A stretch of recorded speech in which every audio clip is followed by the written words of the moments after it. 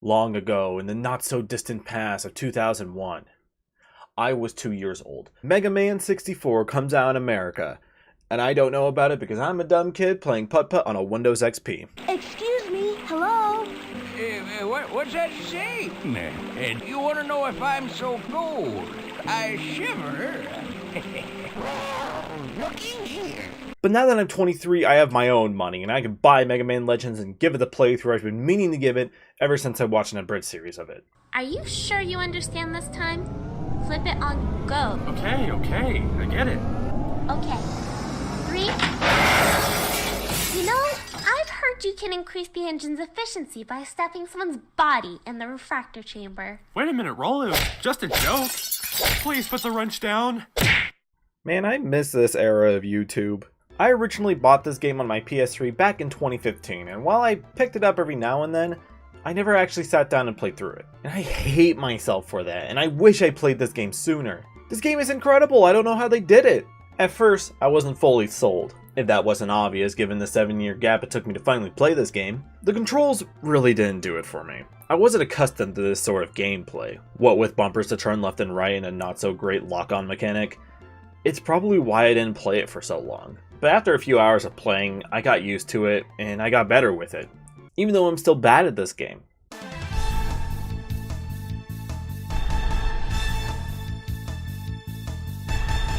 Not that this game is hard or I'm really bad at it. It doesn't help that the camera is uncooperative at times. More than once I've had situations where I got hit by something and the camera flipped the opposite direction.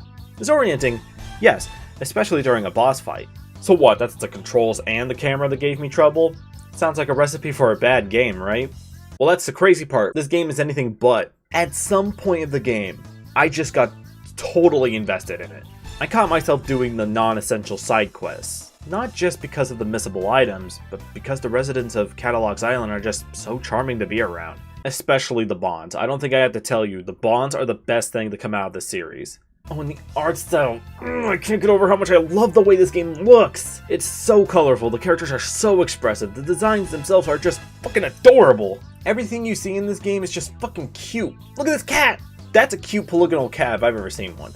But the thing that especially kept me interested was the exploration aspect of the game.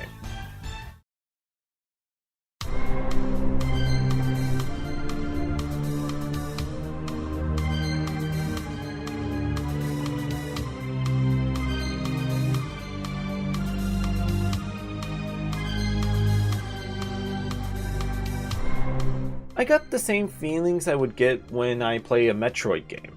Discovering new stuff in places I've already visited with gear I didn't have before. There's something so satisfying about that. Taking mental notes of things you've seen in one visit, later coming back with new stuff and finding more stuff. It's just, I can't explain it in proper words, my brain just goes, fuck yeah, stuff! And to make things even better, this stuff actually matters towards your progression.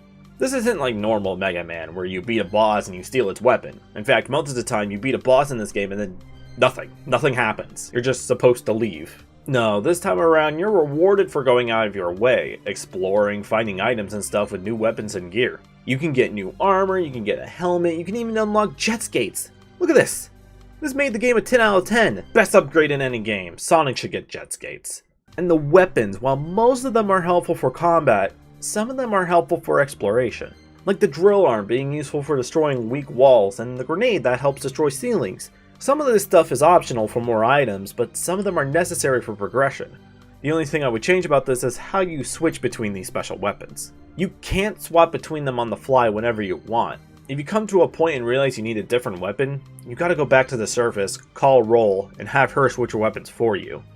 It's tedious, but it's not bad. Most of the time the reason you're swapping weapons anyway is because you found a better weapon or you need to destroy a wall. But once I got that first shot of dopamine with my first new discovery, that moment right there, that's when I wanted more. Mega Man Legends is the game that keeps on giving. Good characters, good gameplay, good writing? Can you see a door nearby? Do you see a door? It's not far from your current position. And that's not to say that this game has a bad plot. It's just that sometimes it can kind of be Under suspicion of malfunction, Bureaucratic Model 3rd Class Juno has been deactivated by Mega Man Trigger as per Ordinance 103. Mega Man Trigger hereby requests the indefinite postponement of the previous reinitialization order and the deletion of Bureaucratic Model Juno's backup data. Trigger hereby assumes all bureaucratic authority for the district and will petition Mother for guidance at a future date. Acknowledged. I believe I said this before in my Battle and Chase video. I am not a Mega Man junkie. I could care less about the plot as long as I'm having fun. And don't get me wrong, plot's important in games too. I just didn't really feel attached to the story in this game. The game crash lands on an island full of unexplored underground caves, and there's a big mystery going on in those caves. And as you explore more of the island, the mystery starts to unfold.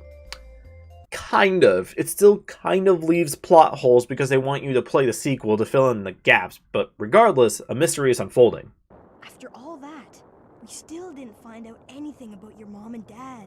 Wait, is that why we were here? I thought we just crashed here. Along the way you meet the Bonds, and they're the best characters to ever grace the Mega Man series. I'm going to sound like a broken record, because everyone who is everyone will tell you, when the Bonds are on screen, they steal the show. Their charming personalities just... you can't help but love these little pirates or their Legomen. And Bon, I'm not quite sure what's going on with you, but keep doing what you're doing, I love you.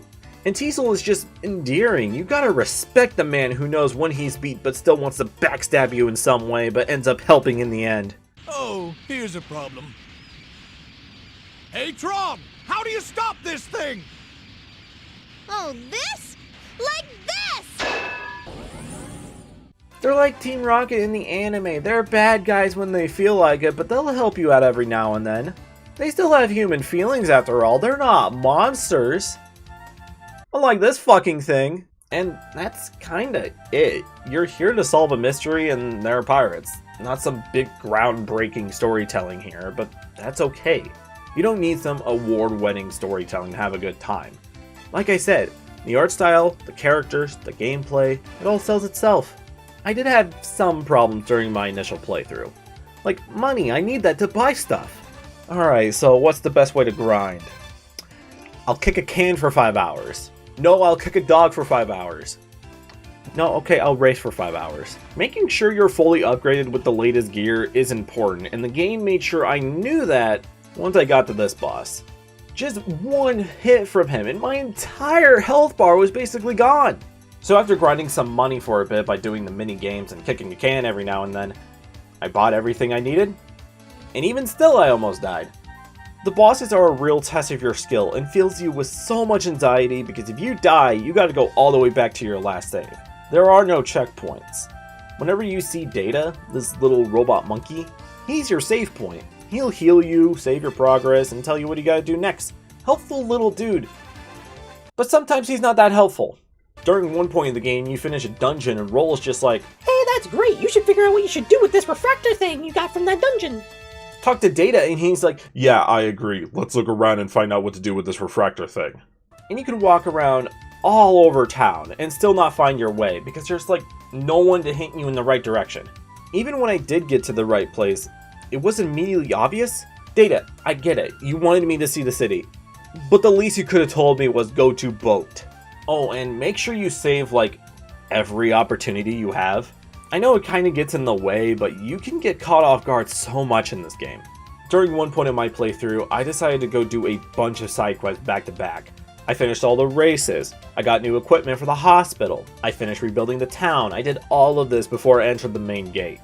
And when I did eventually enter the main gate, I forgot to save. And by the end, when you have to fight the Bonds with their final robot, oh, I felt fear! This thing kicked my ass so hard. I had to hide behind a lot of buildings, fully knowing that this robot could destroy them, but I needed safety. I knew if I died, I'd have to redo all of that progress I just made. And I wasn't expecting this boss fight, I was screwed. Luckily though, I'm a pro at cheesing the boss. Ignore my sweating. I'm just saying, thank God they put Data right before the final boss. I don't know how you got down here, little buddy, but thank God you're here. I want to pocket Data wherever I go. But overall, I love this adventure. If you haven't played it, do it. Fucking do it now. It's like a few dollars on PS3. You'd be doing yourself a favor by playing this. I'll be mad if you don't specifically because I teared up at the end when everyone is waving goodbye. That shit hit different. And I'll be looking into the spin-off and sequel very soon. I know those games aren't praised as much as Legends 1, but hey, I won't know until I play them. So look forward to that, and I'll see you in the next one.